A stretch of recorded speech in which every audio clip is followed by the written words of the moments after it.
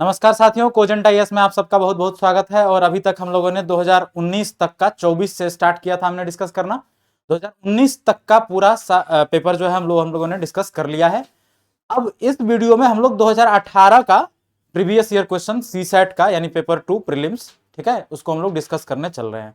तो चलिए देखते हैं आज का सबसे पहला क्वेश्चन। ठीक है, सबसे पहला क्वेश्चन है, देखिए 2018 का ये पेपर है सीसैट का, जो कि प्रीलिम्स का दूसरा पेपर होता है जीएस वाला।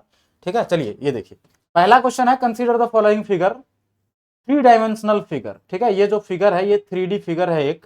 ठीक, इसको आपको विजुअलाइज करना पड़ेगा। 3D फिगर में ट्रायंगल पूछा है, उपरयुक्त चित्र में कितने त्रिभुज हैं। ठीक है, तो इस चित्र में कितने त्रिभुज हैं ये पूछा है। तो अगर इसमें ये त्रिभुज पूछा है या त्रिभुज या चतुर्भुज कुछ भी ऐसा पूछा है कोई भी फिगर दे करके, तो सबका एक ट्रिक होता है। लेकिन ये चूंकि 3D फिगर है, इसमें कोई ट्रिक नहीं काम करेगा।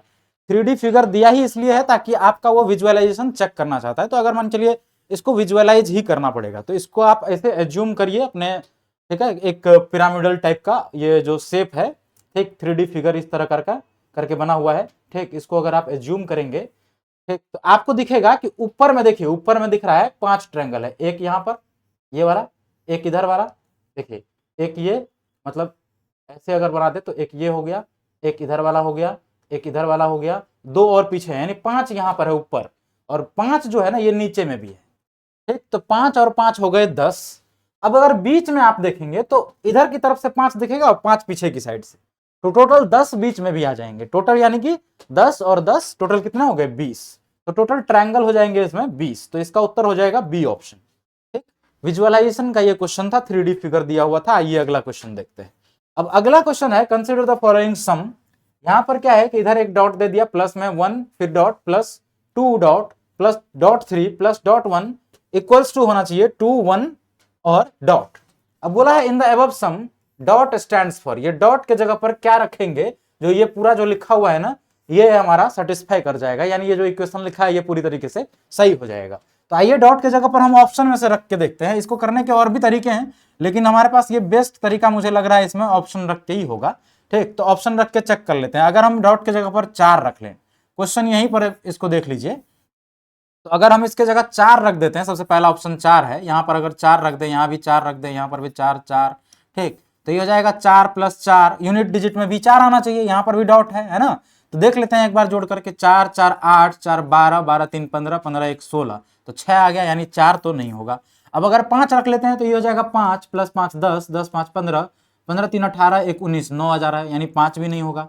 6 रख लेते हैं तो ये हो जाएगा 6 6 12, 12 6 18, 18 और 3 21, 21 1 22, 22, और तो यहाँ हमारे पास 22 का 2 आ जाएगा, जबकि हमने 6 लिया था, तो यहाँ भी 6 आना चाहिए। तो कुल मिला के ये तीनों ऑप्शन कट गया, तो एक ही बचता, यही आंसर होगा।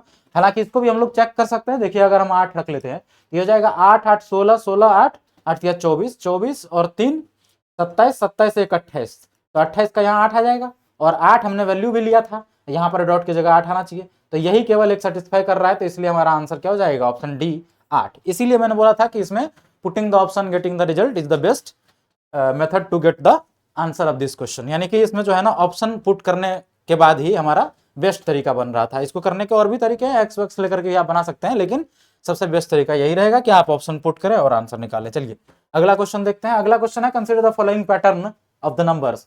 कुछ नंबर दिए हुए हैं, इसमें कुछ पैटर्न फॉलो हो रहा होगा, रीजनिंग का ये क्वेश्चन है, ठीक है।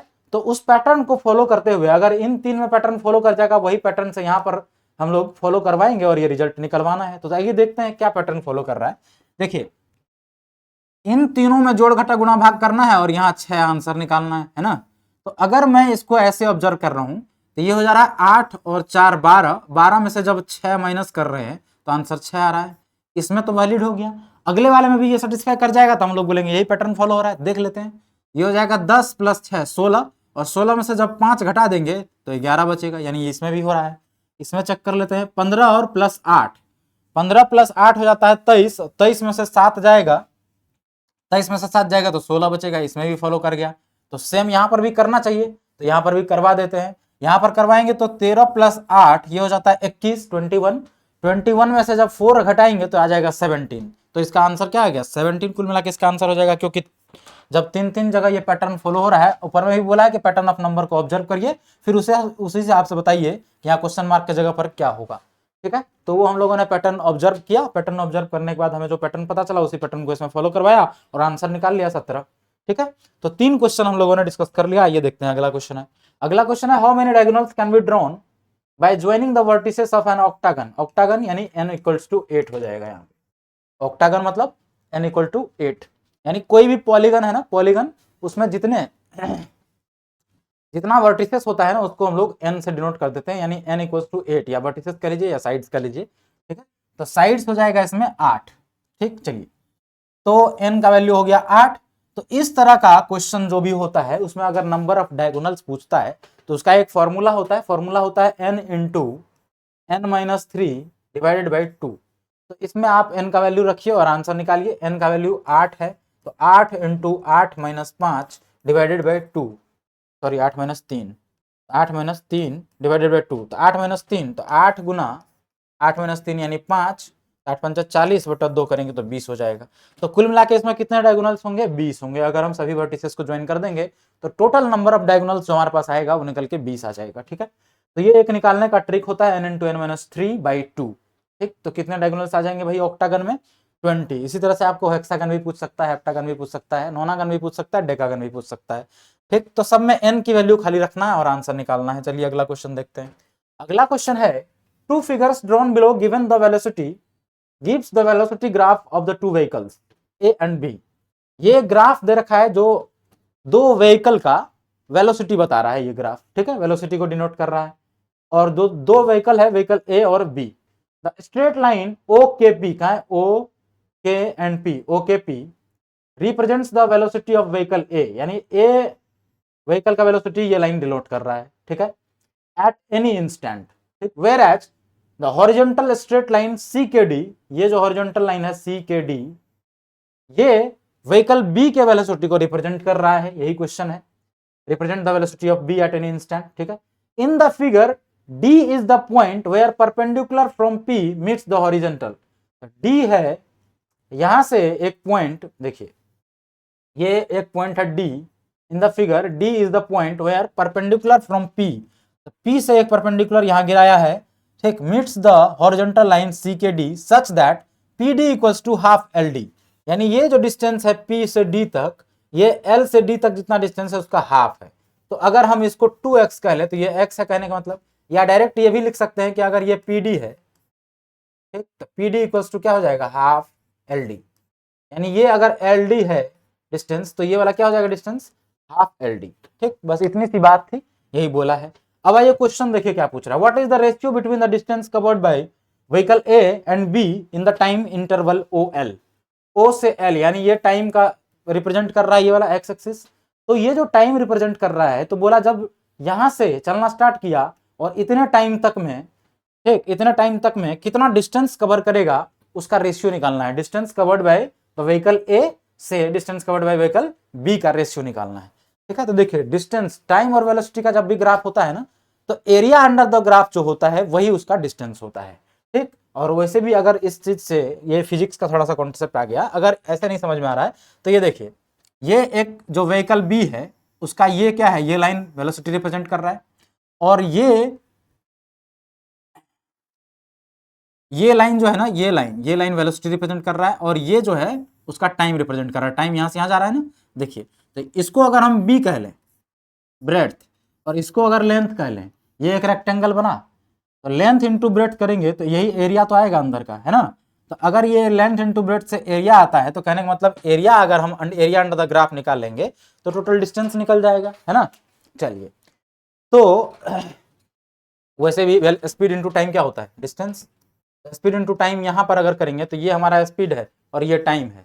ठीक, तो लेंथ इंटू ब्रेड्थ हो गया ना, लेंथ इंटू ब्रेड्थ क्या होता है, एरिया होता है। तो कुल मिला के हमें एरिया निकालना है under the curve A and under the curve B. तो अंडर द कर्व ए के जब एरिया निकालेंगे तो ये हो जाता है ट्रायंगल। तो यहाँ हमें एक राइट एंगल ट्रायंगल मिल रहा है। राइट एंगल ट्रायंगल का एरिया जब निकालेंगे हम, चलिए ए का निकालते हैं, व्हीकल ए का अगर डिस्टेंस निकालेंगे, डिस्टेंस कवर्ड बाय व्हीकल ए, ठीक है, तो ये कितना आ जाएगा, ये हो जाता है ट्रायंगल। तो ट्रायंगल का जो एरिया होगा वो हो जाएगा half into base into height. ठीक है, तो अब अगर हम इसको बेस कह लें तो इसको हाइट कहना पड़ेगा, है ना, तो ओ एल हो जाएगा हमारा हाइट। ठीक है, चलिए, तो बेस और हाइट, तो बेस हमारा हो जाएगा ये पूरा P से लेके L तक, और P से लेके L तक हमारा कितना है, ये हमारा LD है और ये हाफ LD है, LD प्लस हाफ LD, तो 3/2 LD, ये हो गया 1/2 into O L into 3/2 LD। ठीक है, ये समझ में आया, ये हमारे पास LD है, LD इसको मैंने कहा, तो ये डिस्टेंस बोला था जितना ये है उसका हाफ है, तो यानी ये हाफ LD है, तो LD प्लस हाफ LD पूरा आएगा ना यहाँ से यहाँ तक बेस, तो LD प्लस हाफ LD क्या हो जाएगा 3/2 LD। ठीक है, तो ये निकाल लिया हमने हाइट, और बेस को हमने कह दिया ये वाला बेस है हमारा, यहाँ से यहाँ तक ये हो जाता है OL। ठीक, ये हो गया डिस्टेंस बाय A। अब हम लोग डिस्टेंस ट्रेवल्ड बाय B देखते हैं, व्हीकल B, तो व्हीकल B का डिस्टेंस निकालेंगे। ठीक, तो B का जो एरिया है, area under the curve velocity B curve, तो वो हो जाएगा ये वाला एरिया, यानी इस रेक्टेंगल का एरिया, और ये रेक्टेंगल का एरिया क्या हो जाता है लेंथ इनटू ब्रेड्थ, इसका जो ब्रेथ है वो ये है, और ये कहाँ है यहाँ से यहाँ तक, यहाँ से यहाँ तक LD है, ये हो जाएगा LD इंटू, और ये OL है, OL, LD इंटू OL। और पूछा क्या था, इसी दोनों का रेशियो पूछा था, A से B का ही, तो A ऊपर में लिखा है आपके पास, DA ऊपर लिखा है और D भी नीचे लिखा है, यानी दोनों को डिवाइड कर दीजिए, है ना, तो ये देखिए LD इधर भी, LD इधर भी, OL इधर भी, OL इधर भी, तो कुल मिला के रेशियो क्या हो गया यहाँ पे 3/4, ये हो गया ना 3/4, और तो कुछ है ही नहीं, सब तो कट गया, तो कुल मिला के रेशियो क्या हो गया 3/4, तो 3:4 हमारा रेशियो हो गया। ऑप्शन सी में इसका उत्तर दे रखा है, तो इसका उत्तर हो गया 3:4। ये तो बहुत ही आसान क्वेश्चन था, देखने से बड़ी भारी भरकम लग रहा था, लेकिन देखिए जब कैलकुलेट किया हमने इसको आसान, ये आसान बन गया। ठीक है, चलिए अब अगला क्वेश्चन देखते हैं। क्वेश्चन नंबर 6 है, अ ट्रेन 200 मीटर्स लॉन्ग, एक ट्रेन है जो 200 मीटर लंबी है, अब बोला है is moving at a rate of 40 kilometre per hour, जो कि 40 किलोमीटर प्रति घंटा के रफ्तार से चल रही है, in how many seconds will it cross a man standing near the railway line, तो कितने सेकंड में एक आदमी को वो क्रॉस कर जाएगा। देखिए, तो कोई भी ट्रेन अगर किसी आदमी को, किसी पिलर को या किसी भी खंबे को अगर क्रॉस करता है, ठीक है, तो जैसे मान चलिए ये अगर पिलर है, ये पिलर है, ये इधर से ट्रेन आया, यहां से यहां तक का ट्रेन है, तो ट्रेन अगर इसको कब कहेंगे जब क्रॉस कर जाएगा, जब ये ट्रेन पूरा यहां से खिसक के यहां चलाएगा, है ना, यहां चलाएगा, तो इतना देर में ये कितना डिस्टेंस कवर किया, जितना उसका लेंथ है, यानी 200 मीटर पूरा, यानी कि जो लेंथ होता है ट्रेन का, ठीक, किसी भी आदमी को, किसी भी पिलर को क्रॉस करने का मतलब है कि जितना उस ट्रेन का लेंथ है उतना वो डिस्टेंस आगे चल जाए। ठीक है, तो उतना डिस्टेंस कितना देर में चलेगा। ठीक, जब 40 किलोमीटर प्रति घंटा की रफ्तार से चल रहा है, 200 मीटर दिया हुआ है, तो इसको भी हम लोग मीटर पर सेकंड में कन्वर्ट कर लेते हैं। मीटर पर सेकंड में कन्वर्ट करने का इजी तरीका है कि उसको 5/18 से मल्टीप्लाई कर दीजिए। जब इसको 5/18 से मल्टीप्लाई करेंगे, 40 पंचा 200/18 हो गया, ये भी 200/18 हो गया, 200/18। ठीक है, चलिए अब यहाँ पर जो है हमसे क्या पूछा था, कितना देर में क्रॉस कर जाएगा, यानी टाइम पूछा था। टाइम क्या होता है, distance by speed, distance by speed, तो डिस्टेंस है हमारा 200 मीटर, 200 मीटर, और स्पीड है हमारा 200 मीटर, 200/18 मीटर पर सेकेंड, है ना, 200/18 मीटर पर सेकेंड, 200/18 मीटर पर सेकेंड, तो ये 18 तो ऊपर चला जाएगा, 200 से 200 कट गया, मीटर से मीटर कट गया, 18 ऊपर चला जाएगा, सेकंड भी ऊपर चला जाएगा, तो 18 सेकंड कुल मिला के आया। तो यानी कि ये जो 200 मीटर का ट्रेन है, वो उस जो बाहर रेलवे लाइन के बाहर आदमी खड़ा है, उस आदमी को 18 सेकंड में क्रॉस कर जाएगा। ठीक है, बस इतना सा समझने का इसमें बात था कि ट्रेन आदमी को क्रॉस करने का मतलब क्या हुआ, आदमी को क्रॉस करने का सिर्फ यही मतलब हुआ कि जितना उसका लंबाई है उतना ही डिस्टेंस वो आगे निकल जाए। ठीक, तो हम क्या बोलेंगे, आदमी को क्रॉस कर लिया। चलिए अगला क्वेश्चन देखते हैं। अगला क्वेश्चन है, the following 3 items are based on the, यानी कि आगे 3 क्वेश्चन इसी ग्राफ पर बेस्ड होगा। ठीक, तो इस ग्राफ को अच्छे से स्टडी करके इसमें जो भी इंस्ट्रक्शन इंफॉर्मेशन हम लोग निकाल सकते हैं, और जो इंस्ट्रक्शन हमें मिलेगा उसी हिसाब से क्वेश्चन को आंसर करेंगे। तो इसमें से हम लोग खाली जो भी इंफॉर्मेशन हम लोग इसमें से निकाल सकते हैं उसको निकाल लेते हैं। ये देखते हैं, the following 3 items are based on the graph given below, which shows the imports of 3 different types of steel over a period of 6 months of a year. Study the graph and answer the 3 items that follow. कह रहा है इस graph को study करिए और बाकी के जो 3 क्वेश्चन दिए हुए हैं उसका आंसर करने का प्रयास करिए। ठीक, इसमें 3 अलग अलग स्टील आइटम्स के इंपोर्ट्स का जो है ना डाटा दिया हुआ है अगले 6 महीने का। ठीक है, अब क्वेश्चन है पहले तो इस फिगर में देख लेते हैं। Figure in the brackets indicate the average cost, और इधर कॉस्ट भी इसका दे रखा है थोड़ा सा, ये भी ध्यान रखें। ठीक, तो 3 तरह का जो स्टील है उसमें पहला क्वाइल है, दूसरा एक सीट है। तो ये वाला जो ब्लैंक वाला है ये क्वाइल वाला है, जो लंबी लंबी लाइनें हैं वो सीट वाला है, और जो ये वाला है जिसमें ये वाला जो लाइन है ये वाला, ये स्क्रैप वाला है। ठीक, तो ये तीनों ग्राफ को अच्छे से देख लेना है। अब देखिए क्वेश्चन पहला पढ़ते हैं क्या बोल रहा है। क्वेश्चन बोल रहा है by how much measured in thousands of the tons did the imports of sheet steel exceed the import of coil steel in the first 3 months of the year. महीना यानी कि किसी भी साल के पहले 3 महीने में जो सीट स्टील का इंपोर्ट है वो क्वाइल स्टील के इंपोर्ट से कितना ज्यादा है, यही पूछा है, कितना ज्यादा है, बाय हाउ मच। ठीक है, तो चलिए यही बता देते हैं। देखिए हिंदी में भी क्वेश्चन पढ़ देता हूं। वर्ष के प्रथम 3 माह में चादर स्टील का यानी सीट स्टील का आयात कुंडली यानी क्वाइल स्टील के आयात से कितना अधिक था, है ना। तो देख लेते हैं। ये देखिए स्टील का वैसे भी दिख रहा है अधिक है ना। ये जो सीट है, सीट वाला ये है, ये तो ये अधिक है, क्वाइल वाला कम है दिख रहा है। तो क्वाइल वाला देखिए, क्वाइल वाला कितना है इसमें, पहला महीना में जनवरी में 30 है। जनवरी में ये क्वाइल का अगर देखें, क्वाइल का COIL क्वाइल, तो क्वाइल का जनवरी में अगर देखें तो 30 है, 30। फरवरी में 3 महीना का पूछा है ना, फरवरी में है ये 32 हो जाएगा, 32 के बीच में ही है, 31 ले लेते हैं, 31। और DI में अप्रोक्सीमेट आंसर आता है, इस बात का टेंशन नहीं लेना है। ठीक, अब मार्च में ये जो है ना ये पूरा 32 हो जाता है, 32 तक आ गया। ठीक है, तो ये 32 हो गया। तो 30, 31 और 32, इसमें से भी एक दे दीजिए, 31 हो जाएगा, 31 या 93। ये 93 हो गया क्वाइल। सब टन में है लिखा हुआ, 1000 टन में। ठीक है, 1000 ऑफ टन इंपोर्टेड, ये 1000 टन है, इसको मैं लिख दूं TT 1000 टन। 93,000 टन क्वाइल जो है ना पहला 3 महीना में इंपोर्ट किया गया। अब हम लोग इसका पढ़ते हैं स्टील वाले का। तो स्टील, सीट स्टील, तो सीट स्टील वाला ग्राफ ये है। तो ये कितना है, जनवरी में 40 है, जनवरी में ये 40 है। अगर हम सीट का बात करें तो सीट जो है जनवरी में 40 है, और फरवरी में ये 38 है या 37 है, 37 कह लें, थोड़ा सा नीचे है 37। और ये मार्च में 36 है, और एक कम हो गया 36। तो 30 या 90, 90 10 100 और 7 6 13, 113। तो अगर हम ये देखें तो ये जो सीट है 113 टन इंपोर्ट किया गया, और क्वाइल केवल 93 टन किया गया। तो टोटल डिफरेंस कितना हो गया, डिफरेंस हो गया 13 इधर और 7 इधर, 20 है ना, 20। मैंने बोला था अप्रोक्सीमेट आंसर 19 लेना है। ठीक, अप्रोक्सीमेट आंसर ये एक जो है ना वो ग्राफ देखने में गलती हो गई, अगर कहीं पर हो सकता है ये 36 ही है ये शायद। तो ये अगर 36 है तो यहाँ अगर 37 की जगह 36 कर देंगे तो 112 आ जाएगा। तो 112 में से 193 घटाएंगे तो 19 आ जाएगा। तो 19 इसका करेक्ट आंसर है। ठीक है, चलिए अब अगला क्वेश्चन देख लेते हैं। इसी ग्राफ पर बेस्ड अगला क्वेश्चन है। तो अगला क्वेश्चन है what was the approximate total value. देखिए पूछा भी आपसे अप्रोक्सीमेट है ना। The approximate total value of the sheet steel imported over the 6 months period। तो कुल मिला के आपको ये देखना है कि टोटल 6 महीना में कितना इंपोर्ट हुआ है, किसका इंपोर्ट, स्टील का, और नीचे उसका प्राइस दिया हुआ है उससे मल्टीप्लाई करना है। तो कुल मिला के ऑब्जर्वेशन ये चेक करना चाह रहा है।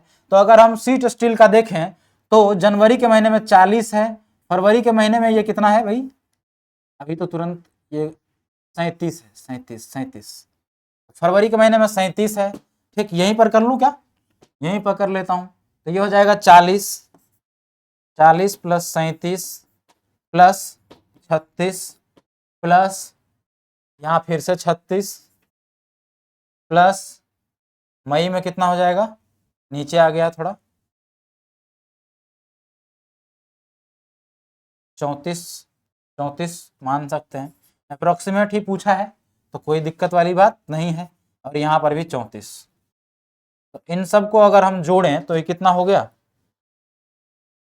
6×3 18, 180। तो हमें 3 के दिख रहा है, यानी सबको मैंने 30 बना दिया। तो 3 6 18, 180 हो गया, और 10 यहाँ पे ज्यादा है तो 180 10 190 हो गया।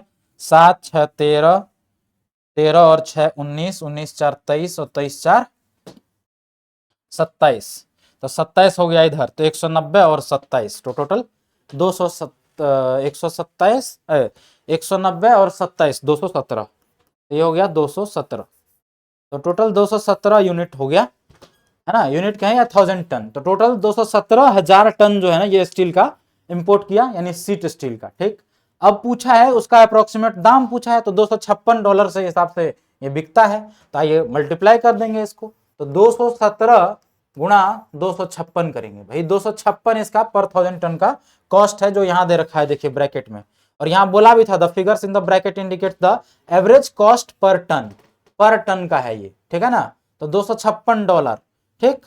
और जो क्वेश्चन आपसे पूछा है, तो हमने इंपोर्ट कितना किया, 217 टन, ठीक है, 217,000 टन। तो 217,000 टन किया, उसको हम लोग अब कॉस्ट से मल्टीप्लाई कर देंगे तो टोटल कॉस्ट मिल जाएगा, यानी अप्रोक्सीमेट टोटल वैल्यू मिल जाएगा हमारे पास डॉलर में 6 महीने का। तो 6 महीने में इतना इंपोर्ट किया, ये कॉस्ट है, मल्टीप्लाई कर दीजिए। तो 217 को हम लोग 220 बना दे क्या, अप्रोक्सीमेट पूछा है, अप्रोक्सीमेट यानी कि राउंड फिगर में हम लोग आंसर निकाल देंगे। 200 इसको 250 बना देते हैं, इजी रहेगा मल्टीप्लाई करने में। तो ये 2 जीरो तो आएंगे ही लास्ट में। अब 22 को 25 से मल्टीप्लाई करना है, तो 25 दूना 50 हो गया, 50 और इधर 50, तो ये हो गया 55, ये 0 और 2 जीरो ये वाला, तो 55,000 के आसपास आंसर आएगा। ठीक, ये 45 है, 50 है, 65 है, यहाँ है 55,000, है ना। तो सी ऑप्शन इसका उत्तर होगा। आप थोड़ा सा और एक्यूरेट कैलकुलेशन, इसको दोनों को मल्टीप्लाई करेंगे तो ये थोड़ा सा यहाँ के आसपास आ जाएगा, है ना। अप्रोक्सीमेट ही पूछा है, तो 2 4 10 का अंतर नहीं देखना है। देखिए सब में 5-5 हजार का अंतर दिया है ना, तो दिक्कत ही नहीं है कोई। चलिए अगला क्वेश्चन देख लेते हैं। अगला क्वेश्चन है, what was the approximate ratio of sheet steel and scrap steel imports in the first 3 months of the year. तो पहले 3 महीना में, साल के पहले 3 महीना में, ठीक है, सीट स्टील और स्क्रैप स्टील का जो इतना इंपोर्ट हुआ है उसका रेशियो पूछा है। तो आइए देख लेते हैं फिर से फिगर एक बारी। तो पहला 3 महीना में सीट स्टील और स्क्रैप स्टील, है ना। तो पहला 3 महीना में सीट स्टील कितना हुआ था वो हम लोगों ने यहाँ कैलकुलेट करा है, 112 है। तो ये तो हमारे पास 112 है, 112 है या 113 है, तो चलिए 112 या 13 जो भी है उसको मान लेंगे, अप्रोक्सीमेट ही आंसर देना है, कोई दिक्कत नहीं। ठीक, 112 मान लेते हैं। खाली हम लोगों को किसको कैलकुलेट करना है फिर, एक स्क्रैप का पूछा था नहीं, तो स्क्रैप वाला देख लेते हैं। तो स्क्रैप वाला यहाँ है 32 और यहाँ है 34, 35 मान लेते हैं, और यहाँ है 33। तो 32, 33 और 34, 32, 33 और 34, 90, 4 3 7 2 9, 99 हो गया, 99, ठीक है। तो ये हो गया 99, ठीक। और ये है हमारे पास 113। आइए इसको डिवाइड कर लेते हैं। रेशियो किसका पूछा है, स्टील से स्क्रैप स्टील का। तो स्टील को ऊपर रखेंगे, तो स्टील हमारे पास है 113, 113, और स्क्रैप स्टील है हमारे पास 99, ठीक। अब इनको हमें क्या करना है, डिवाइड करना है। तो इनको डिवाइड करना है, तो इसको डिवाइड करके देख लेते हैं। अगर इसको डिवाइड करेंगे तो ये हो जाएगा, एक बार में चला जाएगा, ये हो गया 1, 1 चला गया, इधर 12 बच जाएगा। अब 12 पे जैसे ही 0 बैठाएंगे तो 120 हो जाएगा, ठीक, 120 हो जाएगा। तो अगर ये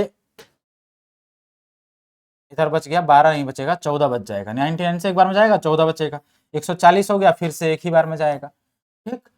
अब 140 में 99 से भाग दिए तो फिर से एक ही बार में चला गया, और बचा कितना, बच गया हमारे पास 41। अब ये हो जाएगा 410, तो 4 बार में जाएगा, तो ये इधर इतना, नीचे 1, है ना। तो अगर हम रेशियो इसका देखेंगे तो 1.14 इज टू 1 का रेशियो आ रहा है क्या, तो हमारे पास ये ऑप्शन में है, ऑप्शन में है, ये सी ऑप्शन में है, यानी सी ऑप्शन इसका करेक्ट आंसर हो जाएगा। अब आइए अगला क्वेश्चन देख लेते हैं। अगला क्वेश्चन है, इसको भी थोड़ा सा विजुअलाइज करना पड़ेगा आपको, फिगर देख के लग रहा है। Rotated position of the single solid are shown below, the various faces of the solid are marked with different symbol like dots, cross and line, ठीक है। देखिए किसी फेस पर डॉट लिखा हुआ है, किसी फेस पर डॉट है, किसी फेस पर, जैसे मान के चलिए मैं क्या ले लूं समझाने के लिए, ये रिमोट ले लेता हूं।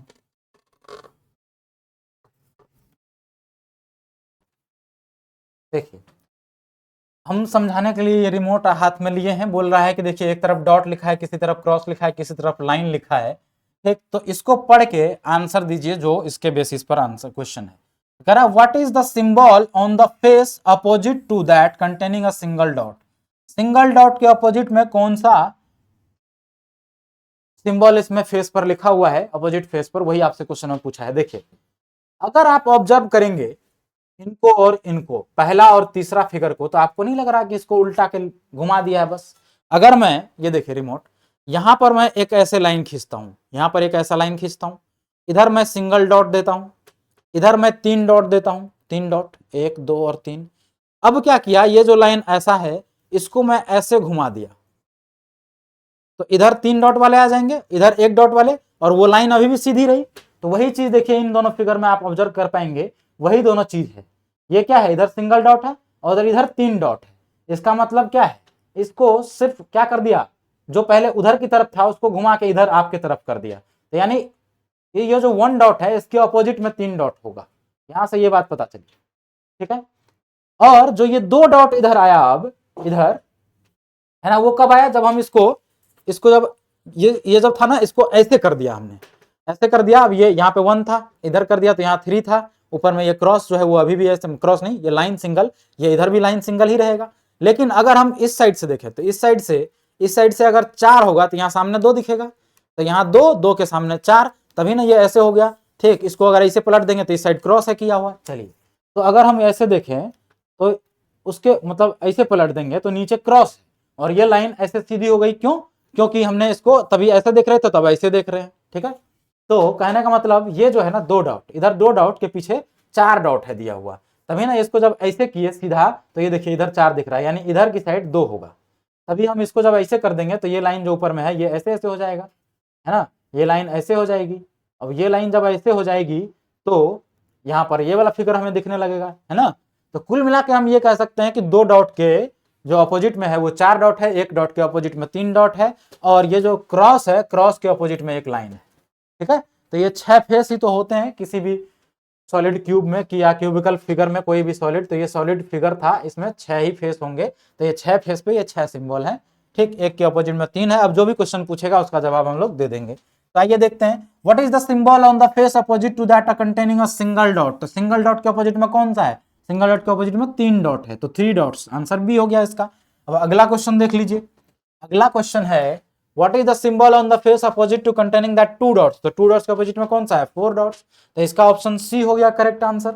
अगला देखिए, अगला है what is the symbol on the face opposite to that containing the cross. तो क्रॉस के अपोजिट में क्या है, लाइन है, तो इसका उत्तर लाइन हो गया। तो ये तीनों ही क्वेश्चन को हम लोगों ने बड़े ही इजी तरीके से आंसर कर लिया।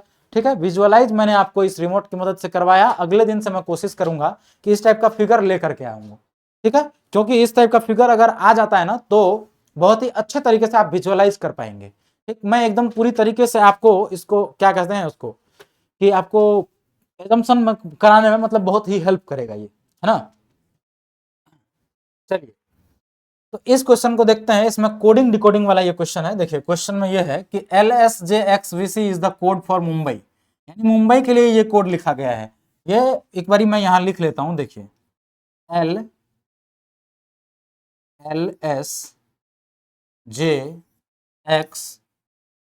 LSJXV एंड C, ये लिखा गया है मुंबई के लिए।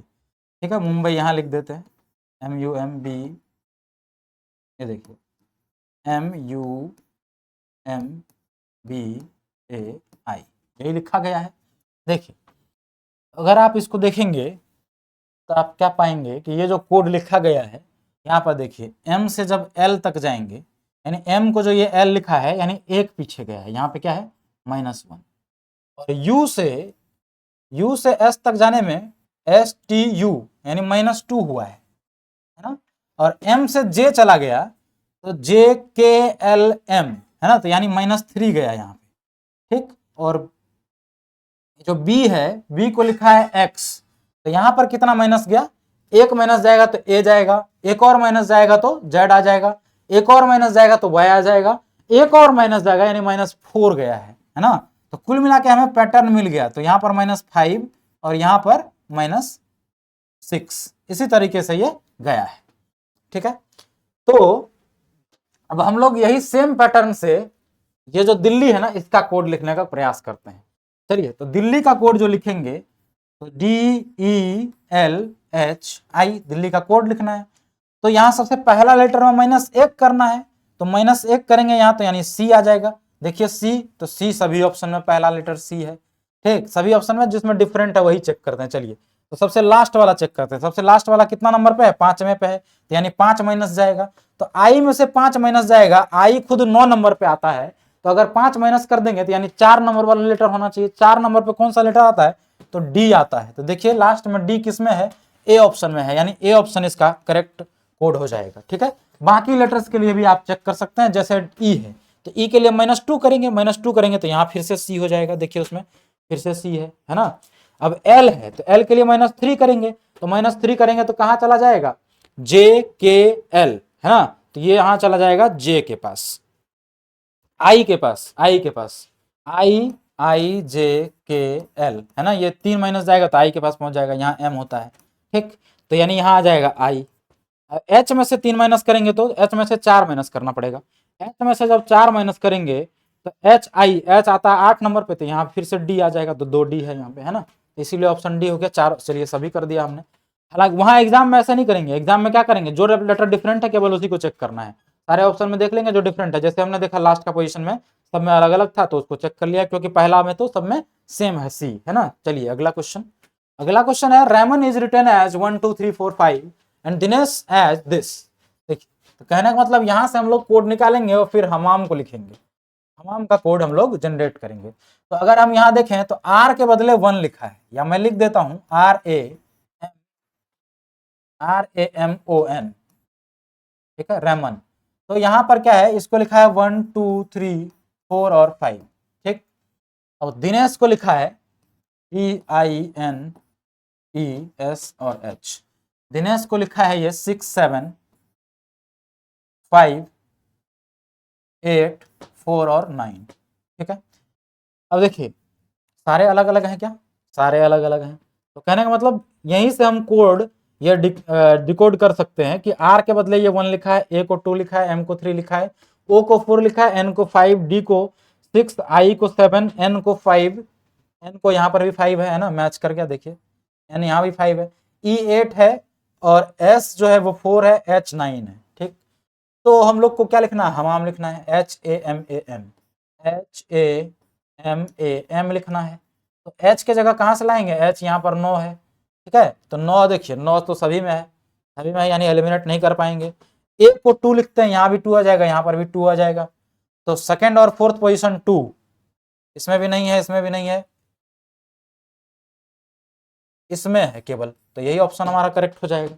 बाकी आप और भी लिख सकते हैं। एम को क्या लिखा है? एम को 3 लिखा है, यहाँ भी 3 आ जाएगा, यहाँ भी 3 आ जाएगा। तो 9 2 3 2 3, 9 2 3 2 3, यही हमारा आंसर है। ठीक, तो ये तो बहुत ही आसान क्वेश्चन था, खाली मतलब मैच करा के देखना था आपको कि किसके बदले क्या लिखा है। चलिए अगला क्वेश्चन देखते हैं। अगला क्वेश्चन है if x is between -3 and -1, यानी x जो है, x का जो रेंज है वो -3 से लेके -1 तक है, यानी मैक्सिमम वैल्यू -1 है और मिनिमम वैल्यू -3 है। ठीक है, -3 इसका मिनिमम वैल्यू है x का और मैक्सिमम वैल्यू -1 है। ठीक है, चलिए, और y जो है इसका मिनिमम वैल्यू -1 है और मैक्सिमम वैल्यू 1 है, यानी y जो है उसका रेंज है -1 से 1 तक, यानी कि मिनिमम वैल्यू ये है और मैक्सिमम ये है। अब पूछा है then x square minus Y square in between is in between which of the following. तो x स्क्वायर और y square, x square minus Y square का आपको रेंज बताना है कि कहां से कहां तक होगा। ठीक है, तो चलिए x का सबसे पहले देखिए, x का मैक्सिमम कहां से हो जाएगा, कहां, इसका देखिए, अगर हम इसको स्क्वायर करेंगे x स्क्वायर, तो x स्क्वायर कर देंगे जैसे ही, तो x स्क्वायर में इसको जैसे ही स्क्वायर करेंगे तो ये बन जाएगा 9 और इसको स्क्वायर करेंगे तो ये बन जाएगा 1, यानी तब ये इसका मिनिमम वैल्यू ये हो जाएगा और मैक्सिमम ये हो जाएगा, यानी मैक्सिमम वैल्यू 9, यानी x स्क्वायर कहां से कहां तक हो सकता है? 9 से लेकर के 1 तक हो सकता है। ठीक है, और y स्क्वायर कहां से कहां तक हो सकता है? तो y स्क्वायर, y देखिए अगर ये इसको स्क्वायर करेंगे, अगर मैं इसको स्क्वायर निकाल लूं तो ये हो जाएगा 1 और इसको भी स्क्वायर करेंगे तो ये भी 1 हो जाएगा। तो कहने का मतलब y का मैक्सिमम भी 1 है और मिनिमम भी 1 है। ठीक, तो हमें निकालना है X square minus Y square का, है ना। तो एक्स स्क्वायर का मैक्सिमम वैल्यू अगर हम निकालना चाहें X square minus Y square का, तो ये मैक्सिमम इसका क्या है? 9 है, और इसका मिनिमम लीजिए चाहे मैक्सिमम लीजिए, दोनों जगह 1 ही है, तो 1 घटा देंगे तो कितना हो जाएगा? X square minus Y square क्या हो जाएगा? इधर 9 है, 9 माइनस 1 कितना हो जाएगा? ये हो जाएगा 1। ठीक है, 9 माइनस 1 8 हो जाएगा, 8 8। तो एक्स स्क्वायर हो गया 9 और माइनस का वाई स्क्वायर हो गया 1, ठीक है। तो यहाँ अगर हमने घटा दिया तो ये हो जाएगा 9 माइनस 1 यानी 8, ठीक।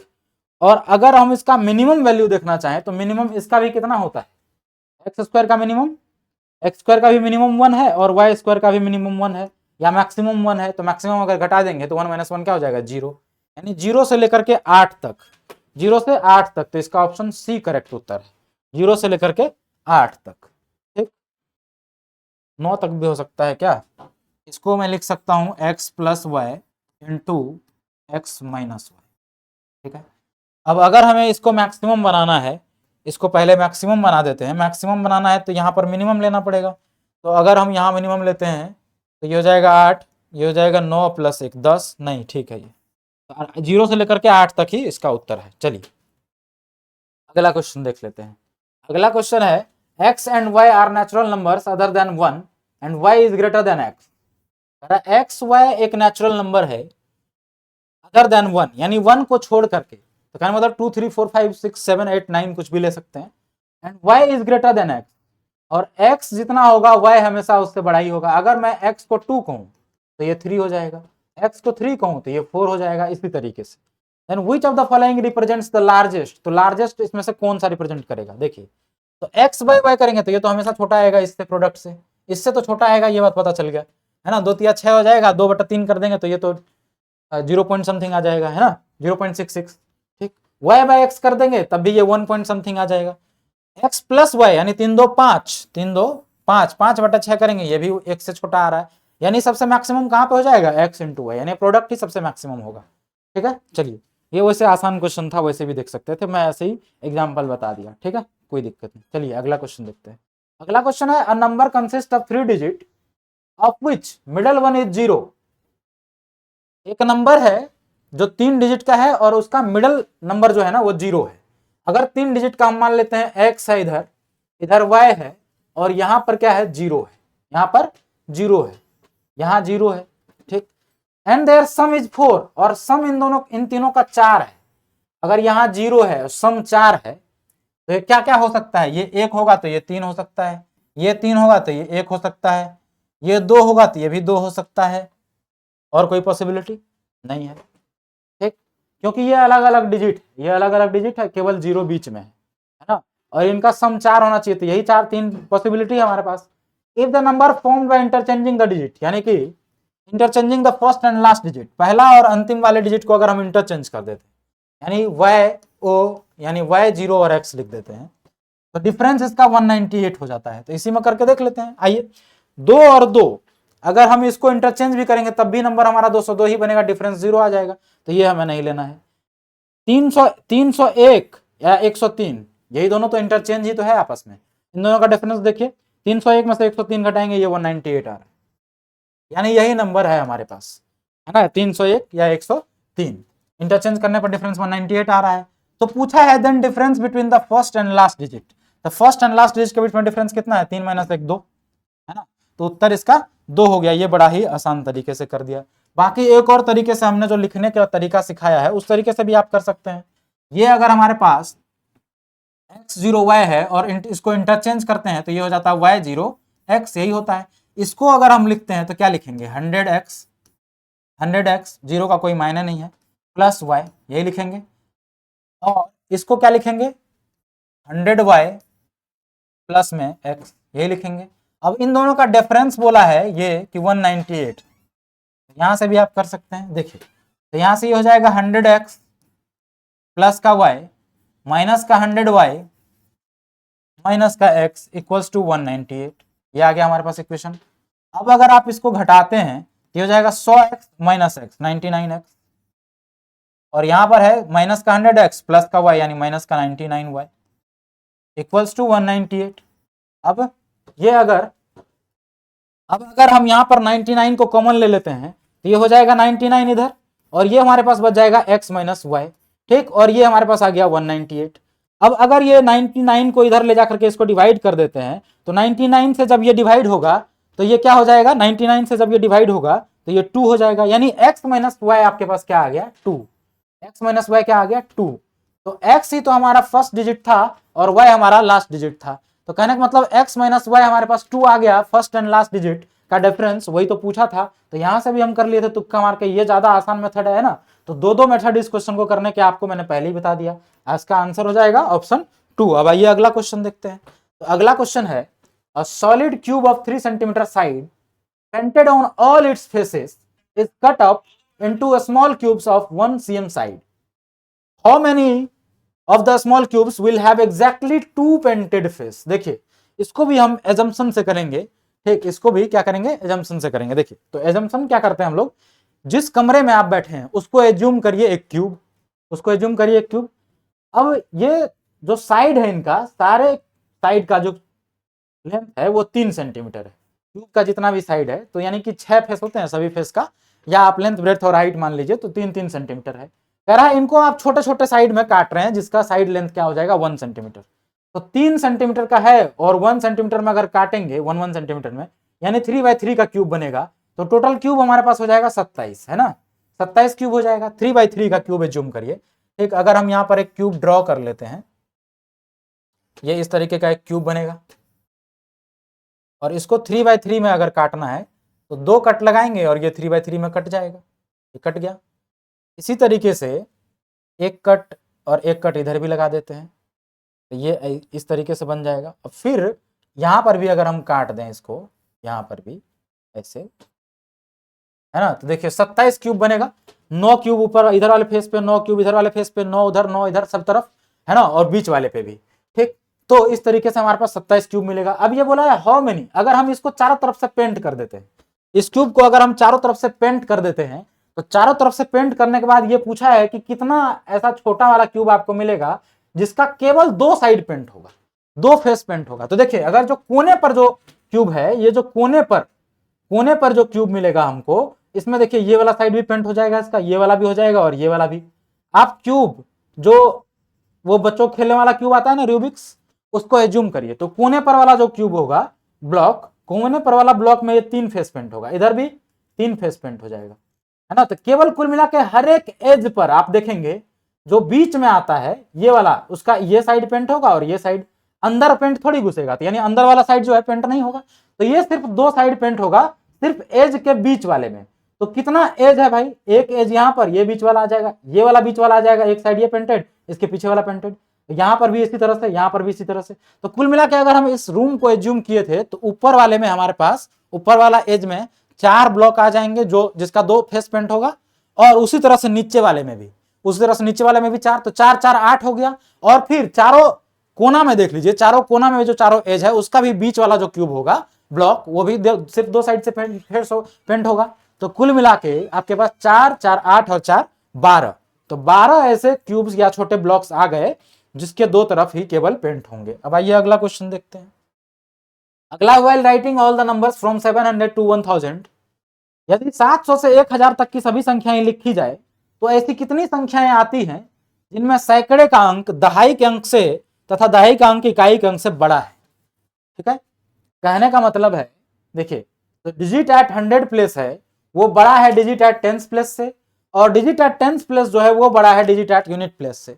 यानी कहने का मतलब ये है कि अगर हम ऐसे लिख लें 700, ठीक है, 700 से जब 1000 तक जाएंगे तो ये जो प्लेस है 100 प्लेस, ये हमेशा बड़ा होगा, ये जितना होगा उससे ये छोटा ही होगा, इससे ये छोटा ही होगा। कहने का मतलब कि हम इधर से इधर डिक्रीजिंग ऑर्डर में लिखना है हमें, कुल मिला के 700 से 1000 तक अंक लिखना है और इधर से इधर डिक्रीजिंग ऑर्डर में लिखना है। तो ऐसे कितने अंक पॉसिबल है, यही बोला है। तो चलिए देख लेते हैं। अब देखिए अगर आपने यहाँ 7 को बिठा दिया, अब इधर कुछ भी लिखेंगे तो 700 से ऊपर ही होगा ना, हमें 1000 तक जाना है। तो 700 से 800 तक के बीच में अगर हम देखें तो सबसे पहले 700 से 799 तक जो जाएंगे तो पहला पे तो 7 ही होगा। तो पहला पे अगर हमने 7 बिठा दिया, 7 अगर यहाँ बिठा दिया तो इससे छोटा ही आएगा टेंस प्लेस पे, क्योंकि ये बोला है कि 100 प्लेस पे जो नंबर है टेंस प्लेस से बड़ा होगा और टेंस प्लेस पे जो नंबर है वो यूनिट प्लेस से बड़ा होगा। तो यहाँ थे ये 100 प्लेस पे है तो ये टेंस प्लेस से बड़ा ही होगा, यानी टेंस प्लेस पे हम क्या ले सकते हैं, सिर्फ 6, सिर्फ 6। अब 6 यहाँ आ गया तो यहाँ क्या क्या ले सकते हैं, यहाँ 5 ले सकते हैं, 4 ले सकते हैं, 3 ले सकते हैं, 2 ले सकते हैं, 1 ले सकते हैं और 0 ले सकते हैं। यानी टोटल कितना तरीका है आपके पास, टोटल 6 संख्या तो यहाँ पॉसिबल है। टोटल 6 संख्या यहाँ पॉसिबल, जब आपने यहाँ 6 रख दिया। अब 7 के बाद अगर हम यहाँ 5 रख देंगे तो बताइए यहाँ पर 5 संख्या पॉसिबल होगा कि नहीं होगा। यहाँ हम क्या क्या रख सकते हैं, 4 रख सकते हैं, 3 रख सकते हैं, 2 रख सकते हैं, 1 रख सकते हैं और 0 रख सकते हैं। टोटल कितना हो गया, 5 संख्या पॉसिबल हो गया। तो यहाँ 7 अगर रखते हैं, यहाँ 6 रख दिए तो 6 यहाँ पॉसिबल हो गया, यहाँ 5 पॉसिबल हो गया। 7 के बाद अगर हम यहाँ 4 रख देंगे, कंडीशन यही था ना कि ये सबसे बड़ा होना चाहिए, इससे छोटा ये, इससे भी छोटा ये, तब यहाँ 4 रख देते, यहाँ क्या रखेंगे, 3 रख सकते हैं, 2 रख सकते हैं, 1 रख सकते हैं और 0 रख सकते हैं। मिला के यहाँ 4 तरीका है ना।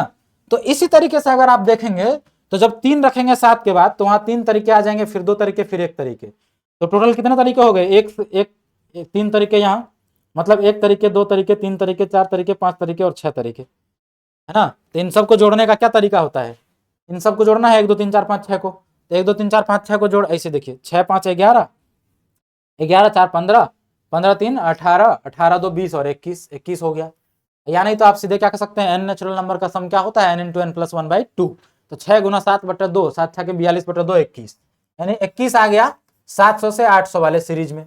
सेम कंडीशन जब 800 से 900 वाले में जाएंगे, 800 से 899 जाएंगे, पहला पोजीशन पर अगर 8 फिक्स कर दिए तो इधर क्या हो सकता है, 7 हो सकता है। इधर जब 7 फिक्स कर दिए तो यहाँ क्या क्या हो सकता है, एक बारी 6 आ जाएगा, 5 आ जाएगा, 4 आ जाएगा, 3 आ जाएगा, 2 आ जाएगा, 1 आ जाएगा और 0 आ जाएगा। यानी टोटल 7 तरीके यहाँ पर। जब यहाँ 6 रखेंगे तो 6 तरीके, 5 रखेंगे तो 5 तरीके। सिमिलर वे में जैसा यहाँ पर हमने समझाया था, तो सिमिलर वे में यहाँ पर भी क्या हो जाएगा, 1 से लेकर के 7 तक का सम, 1 से लेकर के 7 तक का सम क्या होता है, 7 गुना 8 बटा 2, 8 7 56 बटा 2, 8 7 56 बटा 2 कितना होता है 28, यानी 28 तरीके हो जाएंगे इस सीरीज में। अगला अब 900 से 1000 जाना है, तो 900 से जब 1000 जाएंगे, 900 से 1000 तो सेम कंडीशन आ जाएगा, सेम कंडीशन। और यहाँ पर 9 के बाद हम 8 लिख देंगे तो यहाँ हमारे पास 8 तरीके, फिर 7, फिर 6, यानी 1 से लेकर 8 तक जोड़ना है तो 8 9 72, 72 बटा 2 36। तो इतना हमारे पास टोटल तरीके आ गए, यानी इतना संख्या हमें पॉसिबल है, ठीक है, जो इस तरीके से लिखा जाएगा कि 100 प्लेस वाला सबसे बड़ा होगा, उससे छोटा 10 प्लेस वाला और उससे छोटा यूनिट प्लेस वाला। ठीक, तो देखिए ये सवाल थोड़ा सा हम कह सकते हैं कि ये सोचने पर बेस्ड ज्यादा था, मतलब बहुत ज्यादा जो थिंकिंग कर पाएंगे वही इस क्वेश्चन को कर पाएंगे। ठीक है, चलिए तो टोटल कितना बन जाएगा भाई संख्या, 21 प्लस 28 प्लस 36, है ना। तो 8 6 14 1 15, 8 6 14 1 15, 3 2 5 2 7 1 8, 85। टोटल संख्या कितना बन जाएगा 85। तो टोटल 85 ऐसे संख्या में 700 से 1000 के बीच मिलेंगे। ठीक है, जिसका 10 प्लेस यूनिट प्लेस से बड़ा होगा और 100 प्लेस 10 प्लेस से बड़ा होगा। चलिए अगला क्वेश्चन देखते हैं। ठीक है, तो अगला क्वेश्चन है, if pen is less than pencil, यानी पेन जो है वो क्या है, पेंसिल से छोटा है। पेन जो है पेंसिल से छोटा है, एंड पेंसिल जो है बुक से छोटा है, यानी यहां बुक आ जाएगा।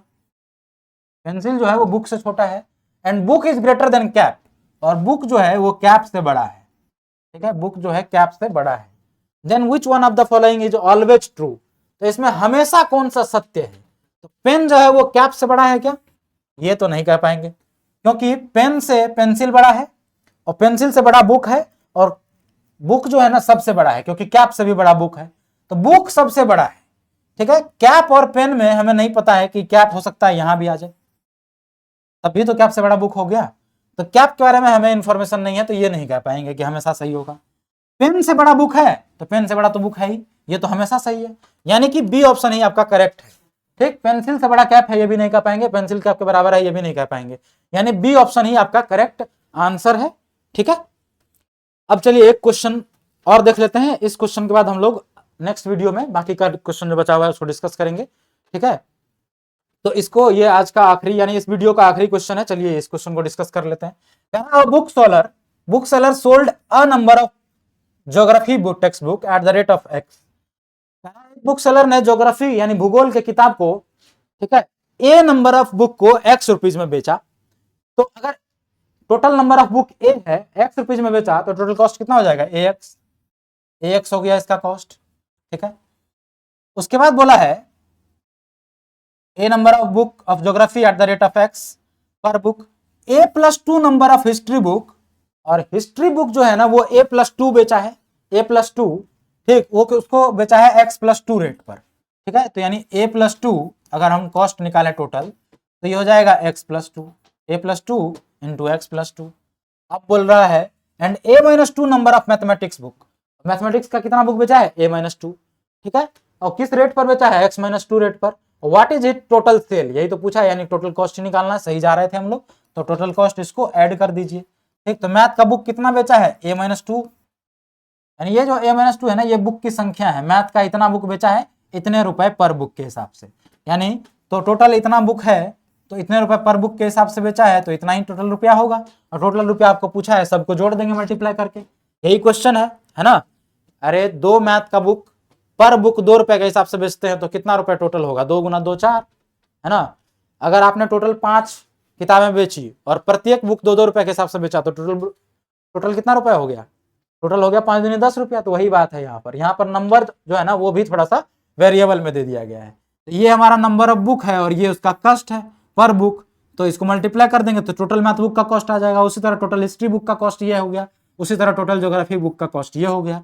अब बोला है कि टोटल सेल उसने कितने का करा, कितने रुपए का, तो वही हम लोग निकाल लेते हैं टोटल कॉस्ट। तो आइए मल्टीप्लाई कर लेते हैं, तो ये x तो ये ax रहा और इधर कितना हो जाएगा ax plus 2a plus 2x, ax plus 2a plus 2x plus 4 plus यहां से कितना हो जाएगा ax माइनस का 2a, ax माइनस का 2a, ax हो गया माइनस का 2a माइनस का 2x और ये हो जाएगा प्लस का 4, ठीक। तो देखिए यहाँ पर क्या क्या कट जाएगा भाई, ax ये तो 2ax हो गया, ये हो गया 2ax, ये दोनों हम लोग जोड़ लिया, इसको काट देते हैं, 2a और 2a यहाँ पे माइनस में है, ये खत्म हो गया, 2x यहाँ पर है और माइनस 2x यहाँ पर है, ये भी खत्म हो गया, एक यहाँ पर भी है तो ax यहाँ पे, तो ये 2x और ax तो 3x हो गया, 3ax, ठीक है।